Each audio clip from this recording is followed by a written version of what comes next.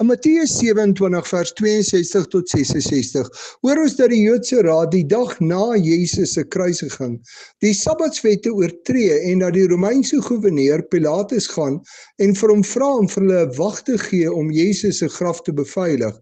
Volgens hulle was die Here Jesus 'n bedrieër wat gesê het hy sal na 3 dae uit die dood opstaan. Hulle wou 'n klomp soldate hê om die graf te beveilig sodat die disippels nie dalk die liggaam van Jesus kon steel en sê dat hy uit die dood opgestaan het nie.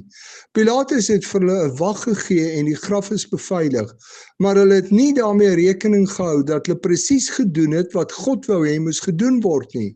Deur hulle optrede het hulle seker gemaak dat daar geen twyfel kon wees dat die Here Jesus die Sondagoggend uit die dood opgestaan het nie.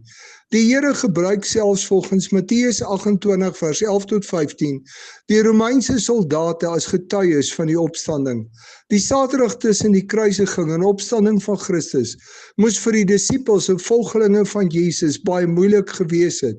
Hulle sou niks verstaan het nie en meer vrae as antwoorde gehad het. Dalk is dit hoe jy voel oor die tyd waarin ons vandag leef.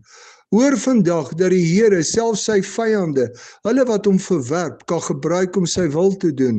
Hoor dat die Here selfs hulle wat openlik vyandig teenoor hom is, kan gebruik om alles te laat gebeur soos hy dit beplan het.